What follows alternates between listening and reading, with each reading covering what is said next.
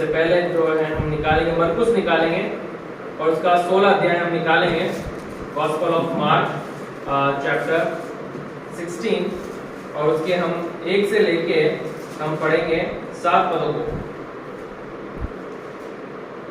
मरकुस 16 1 से लेके 7 पद। जब सबत का दिन बीत गया तो मरियम मगदलीनी और याकूब की माता मरियम और सलोमी ने सुगंधित वस्तु मोल ली कि आकर उस पर मले। और सप्ताह के पहले दिन बड़ी भोर जब सूरज निकला ही था वे कब्र पर आई और आपस में कहती थी कि हमारे लिए कब्र के द्वार पर से पत्थर कौन लुढ़काएगा। जब उन्होंने आँख उठाई तो देखा कि पत्थर लुढ़का हुआ है, क्योंकि बहुत ही बड़ा था। और कब्र के भीतर जाकर उन्होंने एक जवान को श्वेत वस्त्र पहने हुए दाहिनी ओर बैठे देखा और वह बहुत चकित हुई। उसने उनसे कहा, चकित मत हो, तुम यीशु नासरी को जो क्रूस पर चढ़ाया गया था ढूंढती हो। वह जी उठा है, यहाँ नहीं है। देखो, यही वह स्थान है जहाँ उन्होंने उसे रखा था। परंतु तुम जाओ और उसके चेलों और पत्र से कहो कि वह तुमसे पहले गलील को जाएगा, जैसा उसने तुमसे कहा था, तुम वहीं उसे देखोगे। और वह निकलकर कब्र से भाग गई, क्योंकि वो कपकपी और घबराहट उन पर छा गई थी। और उन्होंने किसी से कुछ ना कहा, क्योंकि डरती थी। हम प्रभु का धन्यवाद देते हैं इस वचन के पढ़े जाने पे। हम देखते हैं, हमने देखा बीते कुछ दिन पहले गुड फ्राइडे को हमने सबने सेलिब्रेट किया और हमने परमेश्वर के वचन से यीशु मसीह की उन 7 वाणियों को भी सुना और 7 वाणियों में हमने बहुत सारी बातों को सीखा भी है। और हम आज के दिन जब बना रहे हैं, रेजरेक्शन डे के रूप में बना रहे हैं कि यीशु मसीह जी उठा है।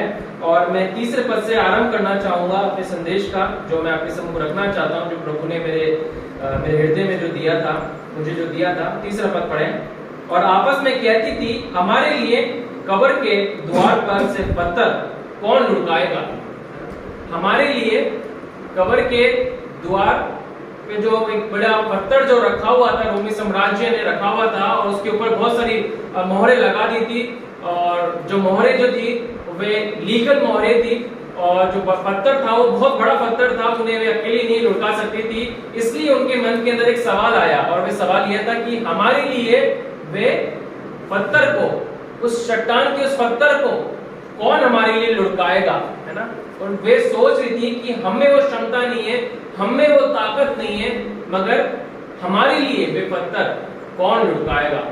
आज मैं जो संदेश की शुरुआत करना चाहता हूँ, मैसेज की जो शुरुआत करना चाहता हूँ, ये कि हम सबों के पास एक सवाल है कि हमारे लिए कौन खड़ा होगा या हमारे लिए कौन ये काम को करेगा, है ना।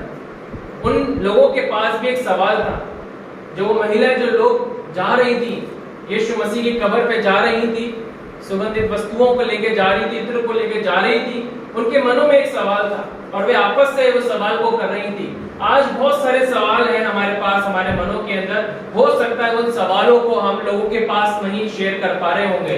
कई ऐसे सवाल होते हैं जो as a believer, as a विश्वासी लोग जो हम हैं, हमारे पास बहुत सारे क्वेश्चंस आते हैं और हम कई बार ऐसे क्वेश्चंस होते हैं हमारे पास कि हम हमारी आइडेंटिटी को जानते हुए हम कौन हैं, हम उन सवालों को लोगों तक नहीं पहुंचा सकते या लोगों से नहीं कर सकते हैं। बहुत सारे सवाल हैं। आज किन सवालों से आप संघर्ष कर रहे हैं या किन सवालों से आप जूझ रहे हैं, या क्या सवाल आपके पास है जो आपको विचलित कर रहा है या परेशान कर रहा है, मैं नहीं जानता। मगर इन स्त्रियों के पास एक सवाल था कि हमारे लिए ये पत्थर को कौन लुढ़काएगा, हमारे लिए इस चट्टान को कौन लुढ़काएगा। हो सकता है आज हमारे पास भी एक सवाल हो कि हमारे लिए ये काम कौन करेगा, है ना। बहुत सारे सवाल हो सकते हैं। ये काम मेरे जीवन में कैसे होगा, मैं कैसे फर्स्ट डिवीजन से या फर्स्ट रैंक से पास होंगी, या हो सकता है हमारे पास सवाल होगा कि मैं अपने बिजनेस में कैसे एक्सेल करूंगी, या हो सकता है हमारे पास एक सवाल हो, मेरे पास एक सवाल हो सकता है कि मैं अपनी सेवा में जो प्रभु ने मुझे जो दर्शन दिया है, जो बुलाहट परमेश्वर ने मुझे दी है, उस बुलाहट को मैं कैसे पूरा करूंगा या उस बुलाहट में मैं कैसे आगे बढ़ूंगा। बहुत सारे सवाल हमारे पास आते हैं। हम आत्मिक जन हैं, हम सब जानते हैं परमेश्वर की संतान है, मगर इसका मतलब ये नहीं कि हमारे पास क्वेश्चंस नहीं आ सकते हैं, हमारे पास सवाल नहीं आ सकते हैं। हमारे पास सवाल आते हैं जब हम प्रभु के वचन को पढ़ते हैं, तब भी हमारे पास सवाल खड़े होते हैं कि ये उनके लिए हुआ, क्या ये मेरे लिए होगा। अगर हम सोचते हैं हाँ मेरे लिए होगा ये, हम कई बार विश्वास भी करते हैं ये मेरे लिए भी होगा, मगर एक सवाल उसके बाद और आता है, ये मेरे लिए कब होगा और कैसे होगा, कौन मेरे लिए करेगा, कौन मेरे लिए खड़ा होगा। तो ये सवाल जो है कि दुनिया में हम हैं, क्वेश्चंस हमारे पास बहुत सारे आते हैं और हम विश्वासी भी इससे बचे हुए नहीं हैं, हम प्रभु के लोग हैं और इन बातों से हम भी संघर्ष करते हैं। मगर एक बहुत ही अद्भुत संदेश जो है प्रभु के वचन में लिखा है कि परमेश्वर जो है आपके लिए और मेरे लिए जी उठा है ना, हमें आपके लिए और मेरे लिए जी उठा है। चाहे हमारे पास कैसे भी सवाल क्यों ना हो, कैसी भी परिस्थितियां हमारी क्यों ना हो, किन बातों से हम संघर्ष क्यों ना कर रहे हो, किन बातों में से हम होके क्यों ना जा रहे हो जिसको हम दूसरों को शेयर नहीं कर सकते, दूसरों को हम नहीं बता सकते कि कौन मेरी सहायता करेगा, कौन मेरी मदद करेगा। मैं इतना बुद्धिमान नहीं हूं या मैं इतनी बुद्धिमान नहीं हूं कि मैं इस प्रकार से अपने एग्जाम में एक्सेल कर सकती हूँ या कर सकता हूँ, या अपने भविष्य में इस प्रकार से उन योजनाओं को पूरा कर सकता हूँ या कर सकती हूँ, बहुत सारी बात। मगर आज जो संदेश जो है वो है पुनरुत्थान का संदेश, रिजरेक्शन का संदेश, मृत्युजय के ऊपर, मृत्युजय की सामर्थ का संदेश कि यीशु मसीह हमारा जी उठा है, वह आपके लिए और मेरे लिए खड़ा हुआ है, हमारे उन सवालों को आंसर्स को देने के लिए, हमारी उन परिस्थितियों में हमारे को विजय करने के लिए, हमारे हर एक संघर्ष में हमारी सहायता करने के लिए, हमारे हर एक बीमारी के बिस्तर को चंगाई में बदलने के लिए, हमारी हर एक निराशा को आशा में बदलने के लिए, हमारे हर एक दुख को सुख में बदलने के लिए, हमारी हर एक तकलीफ को, हमारे हर एक गम को हमारी खुशी में बदलने के लिए हमारा यीशु मसीह हमारा उद्धार करता है, वो जी उठा है। और वे आज नहीं मगर आज से 2000 साल पहले जी उठा है और वे लोगों के हर एक सवालों का उत्तर देते आ रहा है और उनकी सहायता करते आ रहा है, उनकी मदद करते आ रहा है, उन तक अपनी सामर्थ को पहुंचाते आ रहा है। और आज 2000 साल बाद भी वे अपनी सामर्थ में कार्य कर रहा है। कई बार हमारे पास सवाल आ सकते हैं कि क्या ये काम जो वचन में लिखे हैं, ये बातें जो वचन में हम पढ़ते हैं या दूसरों के जीवन में सुनते हैं, क्या ये मेरे जीवन में हो सकता है या नहीं हो सकता है? ऐसे सवाल हमारे पास आते होंगे। मैं अपनी गवाही आपसे शेयर करना चाहता हूं। मुझे आज भी याद है पास्टर सुशील के साथ और पास्टर प्रभात सिंह के साथ जब मैं अपने जीवन में जब मैंने उद्धार पाया था 2006 में और 2008 में हम तीनों जो है एक मीटिंग के अंदर हम गए थे। उस समय मेरे पास पैशन प्लस बाइक थी और मैं अपनी बाइक से मैं जा रहा था और मैं जब जा रहा था तो मेरे घर के अंदर जब मैं निकला था बाइक पे अपने और भैया लोगों के संग मैं जब मैं जा रहा था एक मीटिंग के अंदर तो मेरे पास एक सवाल था। मैंने कहा जैसे मसीह लोग भी सवाल से बचे हुए नहीं है, हर के पास सवाल आते हैं। आज यहाँ पे आप बैठे हुए हैं या सुन रहे हैं प्रभु का वचन किसी भी माध्यम से, आज आपके पास कोई सवाल हो सकता है ना, मगर उसका सबका आंसर यीशु मसीह के पास है। मेरे पास एक सवाल था कि क्या यीशु मसीह तू आज भी वो काम कर सकता है जो मैंने तेरे कामों को तेरे वचन में पढ़ा है? वो तेरी सामर्थ कहाँ रही प्रभु जी? उन कामों को मैंने जो तेरे वचन में मैं पढ़ रहा हूँ, दिनों में जब मैं प्रभु के वचन को पढ़ा करता था, लगभग 7 से 8 घंटे में एक दिन के अंदर बाइबल को पढ़ा करता था और एक हफ्ते के अंदर में कम से कम 1-2 बार तो मैं पूरे न्यू टेस्टामेंट को मैं पढ़ लिया करता था। तो बहुत सारे क्वेश्चंस थे और मैं अपनी डायरी के अंदर उन क्वेश्चंस को लिख लिया करता था। और उस समय जो मुझे आज भी याद है 2008 के अंदर हम एक मीटिंग के अंदर जा रहे थे और मेरे पास एक जो सवाल था वो ये था, क्या यीशु मसीह जो काम तूने पहले करे हैं, जो काम तेरे चेलों ने करे हैं, क्या ये काम हमारे जीवन में भी हो सकते हैं या हमारे द्वारा भी हो सकते हैं? क्या तेरी सामर्थ आज भी वही है क्या? और मेरे को याद है कि उस दिन जो है सुशील भैया प्रीच कर रहे थे और मैं बैठा हुआ था मीटिंग के अंदर और हम आराधना करके हम बैठे थे और सुशील भैया प्रीच कर रहे थे और जो सवाल के साथ मैं आया था उस सवाल का आंसर प्रभु ने मुझे उसी समय मेरे को दिया था। मेरी आत्मा में परमेश्वर ने एक आवाज मुझे दी और उस आवाज ने मुझसे कहा, मैं आज भी उतना ही सामर्थ्य हूँ जितना पहले था और आज भी मेरी सामर्थ तुम्हारे लिए अवेलेबल है। आमीन, क्योंकि मैं जिंदा हूँ। आज हमारा यीशु मसीह जिंदा है। उसका सबसे बड़ा प्रमाण और सबसे बड़ा चिन्ह ये है कि उसके नाम से आज भी दुष्ट आत्माएं कांपती हैं। जहां पे उसका नाम लिया जाता है या उसके नाम से प्रचार किया जाता है, दुष्ट आत्माएं डरती हैं, थरथराती हैं और कांपती हैं। आप किसी नाम से दुष्ट आत्मा को निकालने का प्रयास तो करें या बीमारियों को भगाने का प्रयास तो करें, वे नहीं निकलेगी या वे नहीं चंगी होगी, क्योंकि केवल यीशु मसीह के नाम में सामर्थ है। क्यों यीशु मसीह के नाम में सामर्थ? क्यों है? क्योंकि वे जिंदा हमारा खुदा है, वे जिंदा हो चुका है और वे जिंदा है, इसलिए वो हमारी सहायता करने के लिए हमारे लिए अवेलेबल है। मगर मेरा संदेश जो है वो आज ये नहीं है, ये तो मैंने स्टार्टिंग में बोलना था मुझे, इसलिए मैंने रखना चाहा कि हम बहुत सारे सवालों के साथ हो सकता है संघर्ष कर रहे हो या यहाँ पे बैठे हो, है ना, मगर तमाम क्वेश्चंस का, उन सवालों का आंसर यीशु मसीह के पास है। वे आपकी सहायता करने के लिए आज भी तैयार है। आइए मेरे साथ निकाले परमेश्वर के वचन से, जो मेरा जो संदेश है उसमें मैं जाऊंगा। पहला कुरिन्थियों निकाले आप और 15 अध्याय निकाले और 17वां पद को भी पढ़े। पहला कुरिन्थियों 15 अध्याय और उसका 17वां पद हम पढ़ेंगे। और यदि मसीह नहीं जी उठा तो तुम्हारा विश्वास व्यर्थ है और तुम अब तक अपने पापों में फंसे हो। और यदि मसीह नहीं जी उठा तो तुम्हारा विश्वास क्या है? व्यर्थ है और तुम अब तक अपने पापों में क्या हो? फंसे हुए हो। अगर यीशु मसीह जी नहीं उठता तो हमारे गुड फ्राइडे को सेलिब्रेट करना बेकार होता, व्यर्थ होता। मगर हमारा यीशु मसीह जो है जिंदा हो चुका है, इसलिए हम बड़े उत्साह के साथ यहाँ पे बैठे हुए हैं, बड़े आजादी के साथ यहाँ पे हम बैठे हुए हैं, क्योंकि यीशु मसीह ने अपने कार्य को पूर्ण कर दिया और पिता परमेश्वर ने अपने पुत्र को, यीशु मसीह को उस कब्र में से बाहर निकाल के ले आया और उसने उस सामर्थ को, उस कार्य को पूरा कर दिया और उस पाप से हमें, उस पाप की मजदूरी से हमें क्या कर दिया? आजाद हमें कर दिया। परमेश्वर ने अपने उस काम को, यीशु मसीह को जी उठा के रिजरेक्शन डे जब हम बना रहे हैं, तो यीशु मसीह जब जी उठे हैं, तो इस बात का चिन्ह ये है कि यीशु मसीह ने ना केवल अपने कामों को पूरा किया, मगर आज हम अपने उन पापों में जिसमें हम दबे हुए थे, फंसे हुए थे, पड़े हुए थे, यीशु मसीह ने उस बलिदान के द्वारा क्या किया? उन पापों से हमें आजादी हमें दे दी है ना। गुड फ्राइडे को हमने इस बात को सुना था और इस बात को हमने देखा था, एंजेलिना ने इस बात को बोला भी था कि यीशु मसीह जो है वो क्या है? हमारे महायाजक के रूप में यीशु मसीह आए, मलकीजेदेक के रूप में यीशु मसीह आए और यीशु मसीह ने अपने बलिदान को यीशु मसीह ने दिया, अपने लहू को यीशु मसीह ने बहाया, क्योंकि पापों की आजादी के लिए प्राण का निकलना क्या है? देना बहुत जरूरी था और यीशु मसीह ने स्वयं अपने प्राण को दिया, अपने लहू को बहा के यीशु मसीह ने क्या है? हमें अपने हमारे पापों से हमें क्या करा? आजादी हमें दी। आइए हम प्रभु के वचन से कुछ बातों को और भी हम देखेंगे। कोई मेरे साथ निकाले पहला पत्रस पहला अध्याय उसका 3रा पद हम पढ़ेंगे। पहला पत्रस पहला अध्याय और उसका 3रा पद। हमारे प्रभु यीशु मसीह के परमेश्वर और पिता का धन्यवाद हो, जिसने यीशु मसीह के मरे हुओं में से जी उठने के द्वारा अपनी बड़ी दया से हमें जीवित आशा के लिए नया जन्म दिया।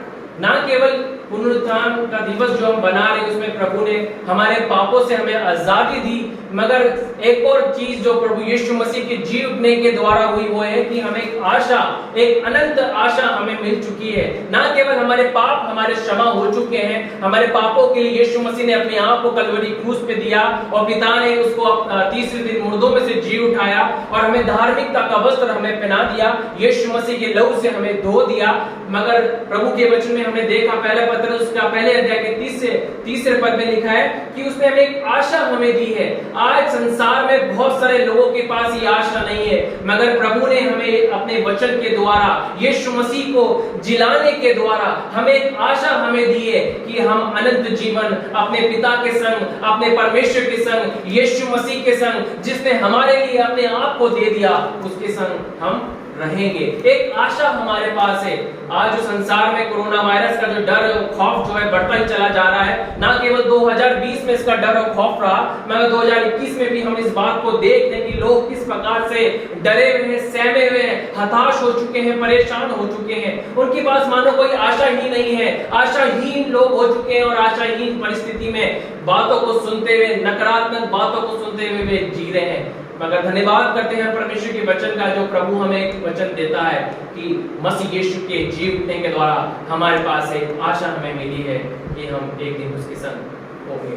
हमें हम अपनों को हम देखेंगे जो हमसे पहले सो गए हैं, हम उनको भी देखेंगे। एक आशा प्रभु ने हमें दी है अपने वचन के द्वारा, यीशु मसीह को जिलाने के द्वारा। ना केवल हमारे पाप क्षमा हुए, यीशु मसीह के लहू के द्वारा पिता ने हमें अपना पुत्र पुत्री हमें बना लिया, धार्मिकता का वस्त्र हमें पहना दिया, मगर यीशु मसीह के जी उठने के द्वारा एक और जो दूसरी जो बात हुई वो ये कि उसने हमें एक आशा हमें दी है, एक होप हमें दी है, अनंत जीवन की आशा हमें दी है। प्रभु का हम धन्यवाद करते हैं। आइए उससे रिलेटेड जो है और जो कुछ पदों को हम पढ़ेंगे, कोई भी निकाले। रोमियो 6 अध्याय उसका 4 पद कोई पढ़े। रोमियो 6 अध्याय और उसका अतः उस मृत्यु का बपतिस्मा पाने से हम उसके साथ गाड़े गए, ताकि जैसे मसीह पिता की महिमा के द्वारा मरे हुओं में से जिलाया गया, वैसे ही हम भी नए जीवन की चाल चले। आमीन। सबसे महत्वपूर्ण संदेश जो मैं आज आपको पहुंचाना चाहता हूं, क्योंकि हमने आज रेजरेक्शन डे के अंदर बहुत से लोगों के द्वारा, प्रभु के सेवकों के द्वारा अनेक स्थानों पे प्रभु के वचन को सुना है, और हमने सुना है कि यीशु मसीह जी उठा है और यीशु मसीह ने मृत्यु के ऊपर विजय को हासिल किया है। मगर एक और सबसे बड़ा काम जो है, मैं जो भाग मैं आपको बताना चाहता हूं, जो प्रभु ने मुझे दिया, वो भाग आप तक पहुंचाना चाहता हूं। एक कमी थी जो पुराने नियम में पाई जाती थी, उस कमी को मैं इस वचन को एक्सप्लेन करने से पहले उसको मैं पढ़ना चाहूंगा आप लोगों के लिए। आप मेरे साथ निकाले पहला राजा 2 अध्याय और उसका 5 और 6 पद को भी पढ़े। बहुत इंपॉर्टेंट पद ही है, इसके आधार पे मैं इन बातों को रखना चाहूंगा और समझाना चाहूंगा। पहला राजा 2 अध्याय उसका 5 और 6। फिर तू स्वयं जानता है कि सरूया के पुत्र योआब ने मुझसे क्या क्या किया। अर्थात उसने नेर के पुत्र अब्नेर और यते के पुत्र अमासा, इज़राइल के इन 2 सेनापतियों से क्या क्या किया। उसने उन दोनों को घात किया और मेल के समय युद्ध का लहू बहाकर उससे अपनी कमरबंद और अपने पांव की जूतियां भिगो दी। इसलिए तू अपनी बुद्धि से काम लेना और उस पक्के बाल वाले को अधोलोक में शांति से उतरने ना देना। ये कौन बोल रहा है? आपको पता है कौन बोल रहा है और किससे बोल रहा है? अगर आप पढ़ेंगे तो यहाँ पे दाऊद जो है मरने वाला है, अपने मृत्यु शैया पर है और अपने प्राण को त्यागने वाला है, उसका प्राण निकलने वाला है। और दाऊद कौन था? दाऊद एक राजा था और परमेश्वर का एक भविष्यवक्ता भी था, है ना, पुराने नियम के अंदर। और जब वह मरने वाला है तो एक वो प्रार्थना कर रहा है, प्रार्थना नहीं, निवेदन कर रहा है। किससे कर रहा है? सुलेमान से कर रहा है। सुलेमान को एक बात बोल रहा है। क्या बोल रहा है?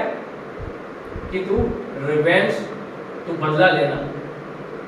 वो मरने वाला है और वो क्या एडवाइस दे रहा है अपने बेटे को?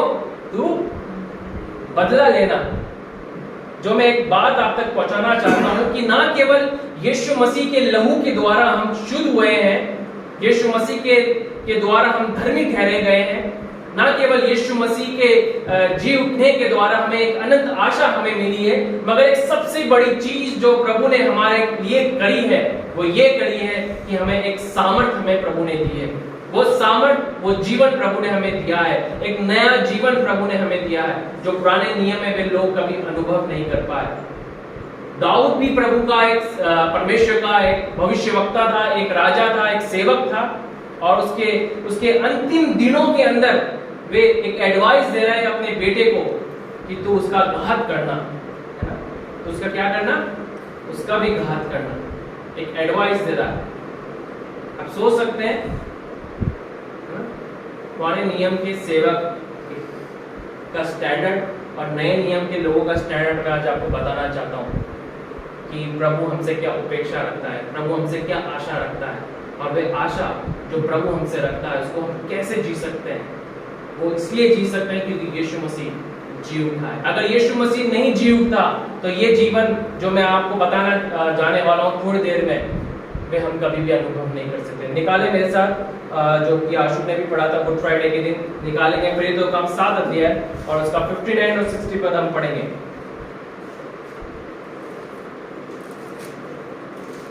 वे स्तफनुस पर पथराव करते रहे और वह ये कहकर प्रार्थना करता रहा हे प्रभु यीशु, मेरी आत्मा को ग्रहण कर। फिर घुटने टेक कर ऊंचे शब्द से पुकारा, हे प्रभु, ये पाप उन पर मत लगा। और ये कहकर वे सो गया। शाऊल उसके वध में सहमत था।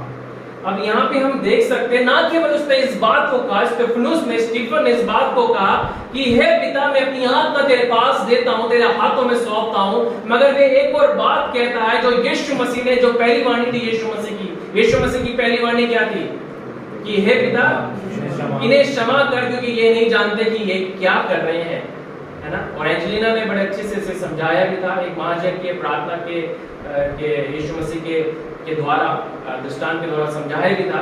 और यहाँ पे हम देख सकते हैं कि स्टीफन जो है, स्टीफन केवल ना इस प्रार्थना को कर रहा है कि मैं अपनी आत्मा तेरे हाथों में सौंपता हूँ, मगर जिन लोगों ने उसके ऊपर पत्थरवाह किया, उसके ऊपर दोष लगाया, उस पर चिल्ला रहे थे, उस पर कुड़कुड़ा रहे थे, अगर आप वचन को आप पढ़ेंगे, लोगों ने अपने दांतों को भी पीस लिया, क्योंकि स्टीफनुस का जब संदेश को सुन रहे थे, वे बड़ी सामर्थ से भरा हुआ संदेश था, वे आत्म जागृति का संदेश था, वे पुनरुत्थान का संदेश था, यीशु मसीह के जी उठने का संदेश था। और यीशु मसीह के जी उठने का संदेश जब हम तक वास्तविकता में पहुंचता है, तो ना केवल हम इस बात को समझते कि वह हमारे लिए बलि किया गया, मगर वे हमारे लिए जी उठा लिया गया। और जब वे मुर्दों में से तीसरे दिन जी उठा, वे पिता के दाहिनी ओर जाके बैठ गया, वे सहायक को हम तक पहुंचा दिया जिसकी जरूरत हमें थी। वे सहायक हम तक यीशु मसीह के जी उठने के द्वारा ही हम तक पहुंचा है। हम कभी भी मसीह जीवन या एक सामर्थी जीवन, एक ऐसा जीवन जो दूसरों को क्षमा करे, कोई हमें चोटिल करे फिर भी हम उसको क्षमा कर रहे हैं, ऐसा जीवन हम कभी भी नहीं जी सकते थे, मगर केवल इसलिए जी पा रहे हैं और इसलिए जी सकते हैं, और लोगों ने इसलिए जिया है क्योंकि यीशु मसीह जी उठा है, पिता के पास बैठा हुआ है, हमारे लिए निवेदन कर रहा है, हमारे लिए प्रार्थना कर रहा है, और पिता से कह रहा है, पिता इन तक पवित्र आत्मा को डेल, हे पिता इनको पवित्र आत्मा दे, इनको पवित्र आत्मा से भर, क्योंकि ये अपनी सामर्थ से वो जीवन नहीं जी सकते, वे अपनी सामर्थ से उन कामों को नहीं कर सकते। हम अपनी सामर्थ से कभी भी अपने शत्रुओं को क्षमा नहीं कर सकते। ये पवित्र आत्मा का काम है जो हमारे हृदय में होता है, क्योंकि यीशु मसीह हमारे अंदर जी उठा है, हमारे अंदर जी उठा है। स्टीफन के अंदर यीशु मसीह जी उठा था, इसलिए उसके अंदर मृत्युजय की सामर्थ काम कर रही थी। मृत्युजय की सामर्थ क्या आज आपके जीवनों में, आपके परिवारों में, हमारे जीवन में क्या कार्य कर रही है, नहीं कर रही? मृत्युजय की सामर्थ क्या है जो पौलुस फिलिपियों की पत्री 3 अध्याय को अगर आप पढ़ेंगे तो मृत्युजय की सामर्थ के विषय में बार बार बोलता है। अगर 3 अध्याय को आप पढ़ेंगे 10 पद तक, 11-12 पद तक आप जाएंगे तो इस बात को बार बार बोलता है, मृत्युजय की सामर्थ। आखिर ये मृत्युजय की सामर्थ है क्या? ये मृत्युजय की सामर्थ ये है कि जो काम हम नहीं कर सकते, जिन कामों को हम अपनी ताकत से नहीं कर सकते, वे काम पवित्र आत्मा, परमेश्वर पिता, यीशु मसीह हम में होके हम में करता है और हमारे द्वारा भी करता है। ये काम कभी भी पुराने नियम में वो लोग अनुभव नहीं कर पाए। इसलिए यीशु मसीह का जी उठना बहुत जरूरी था, और इसलिए यीशु मसीह जी उठा और पिता के जब दाहिनी ओर जब बैठ गया, और 40 दिन बाद जो पवित्र आत्मा पेंतिकुस्त के दिन जब उंडेला गया, पवित्र आत्मा हर एक के ऊपर उतरी, तो उन्होंने वो जीवन जिया जो इतिहास में कभी लोग नहीं जी पाए। आपने अभी थोड़ी देर पहले पढ़ा, पहला राजा 2 अध्याय के से हमने देखा कि किस प्रकार से जो व्यक्ति जिसके लिए स्वयं परमेश्वर कह रहा है ये मेरे मन के अनुसार है, वो कैसी निवेदन को कर रहा है। अगर हम पुराने नियम में हम देखें तो बहुत सारे लोग जो है मर के जी उठे थे, है ना, मर के जी उठे थे। एलिया ने कितने लोगों को जिंदा किया? मतलब एलिया तो नहीं, पर परमेश्वर की सामर्थ से उसने किया। एलिया ने 1 जन को किया और एलीशा ने कितने को किया? 2 जनों को किया, है ना, 2 गुना उसका ऊपर अभिषेक था। और बहुत सारे जो प्रभु के जो सेवक हैं और जो सेवक इन्होंने बातों को बोला है कि एलिया ने 7 काम, बड़े कामों की बात कर रहा हूँ, बड़े 7 काम करे, और एलीशा ने 14 काम करे। और 14वां काम वो था कि जब वह मर गया था, उसके कवर पे एक हमने वो पढ़ा होगा कि एक लाश जब उसके ऊपर गिरती है, हड्डी से टकराती है, तो क्या होता है? वो जीवित हो जाता है ना। तो एलिया से एक जन जी उठा और एलिशा से 2 जन जी उठे और यीशु मसीह ने कितनों को जिलाया, आपको पता है? 3 जनों को, है ना? 3 जनों, एलिया ने 1, एलिशा ने 2, यीशु मसीह ने 3। और स्वयं यीशु मसीह जो दूसरा आदम है वे स्वयं मर के जी उठा। यीशु मसीह के जी उठने में और उनके जी उठने में सबसे बड़ा अंतर क्या था? वो यही था कि ये लोग जी के भी मर गए, मगर हमारा यीशु मसीह अभी भी जिंदा है और युगानियों को वो क्या है? जीवित रहेगा।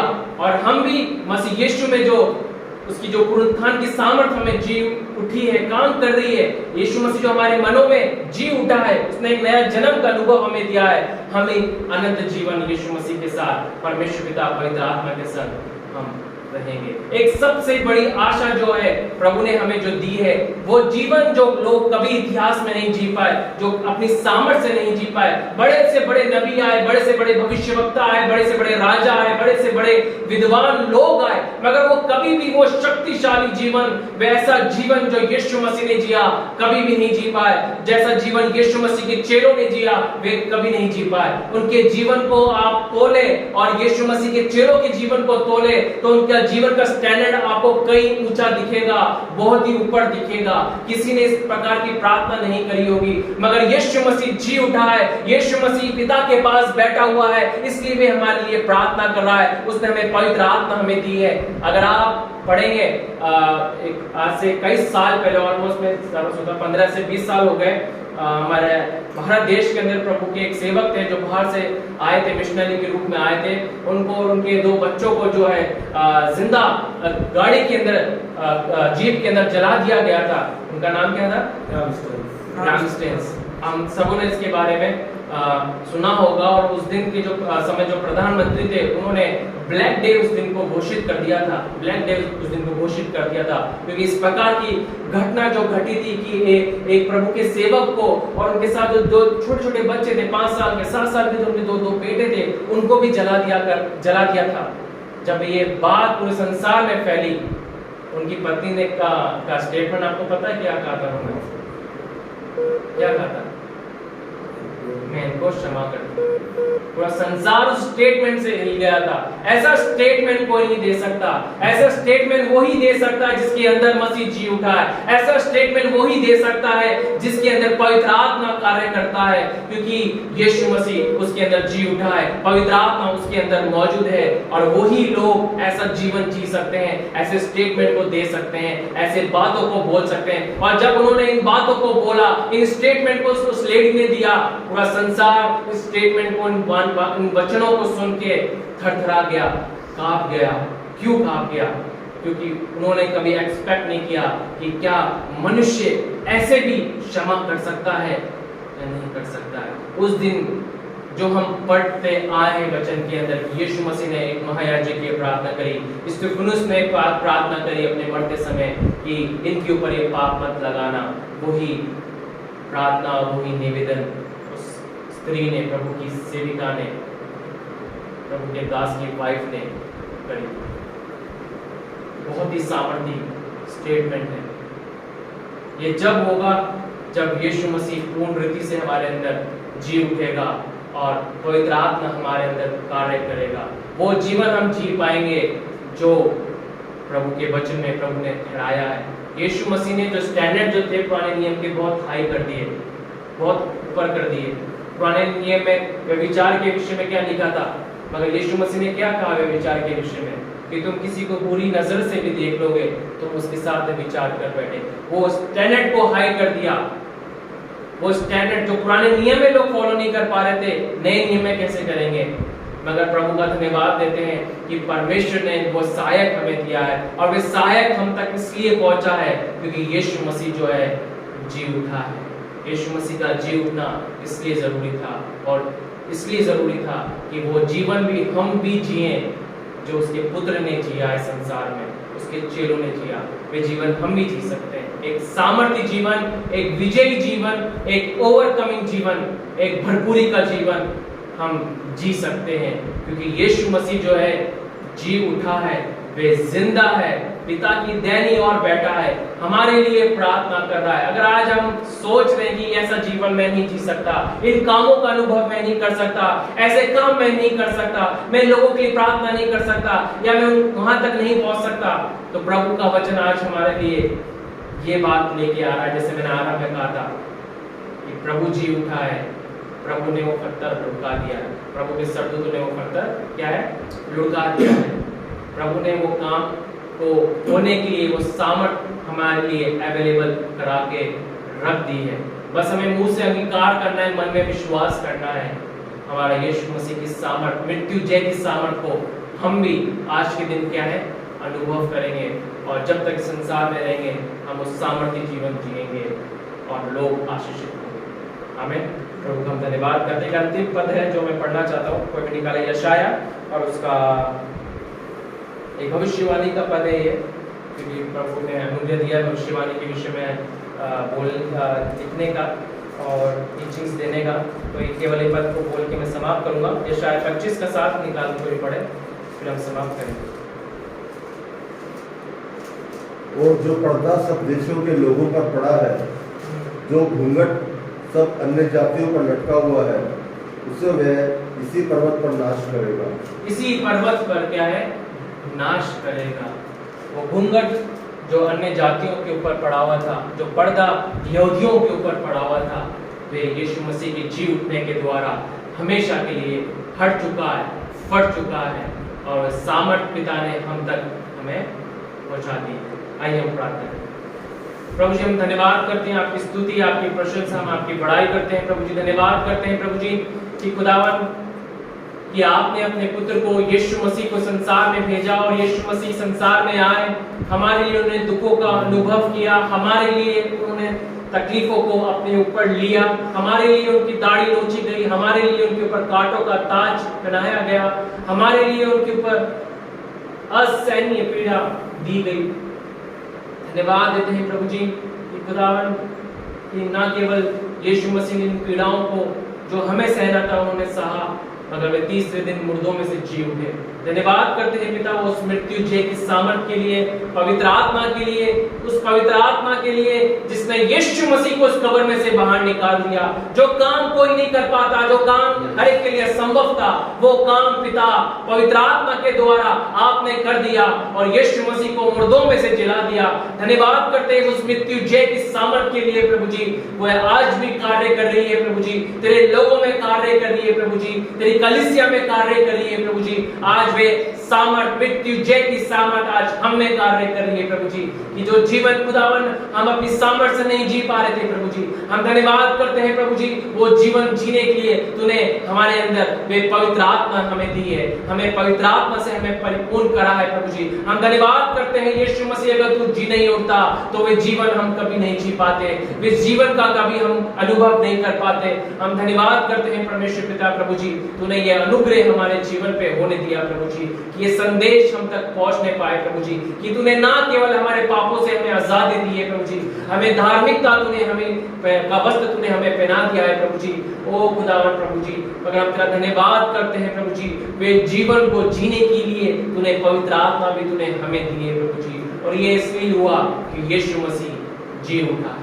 हम धन्यवाद करते हैं पिता परमेश्वर पिता, होने दे संदेश की गहराई प्रभु जी हमारे मनों के अंदर और गहराई से उतर जाए, और पवित्र आत्मा तू हमारे अंदर वैसा कार्य कर प्रभु जी जिस प्रकार से तू चाहता है प्रभु जी, कि उस मृत्यु जय की सामर्थ को हम अनुभव करते हुए खुदावन परमेश्वर पिता, पहचानते हुए जानते हुए हम आगे बढ़ने पाए प्रभु जी, और लोगों के लिए एक आशीष का कारण हम बन जाए प्रभु जी। हम धन्यवाद करते हैं प्रभु जी इस समय के लिए परमेश्वर पिता, प्रभु धन्यवाद देते हैं इस समय के लिए प्रभु जी, अनुग्रह दे प्रभु कि आने वाले समय में खुदावन परमेश्वर पिता इस जीवन को जी सके जो तूने अपने वचन में रखा है परमेश्वर पिता। धन्यवाद देते हैं यीशु मसीह के नाम से हम मांगते हैं। आप सबको जय मसीह की। मैं प्रभु का धन्यवाद करता हूँ कि आप यहाँ पर आए और आपने आके जो भी encouragement हमें दिया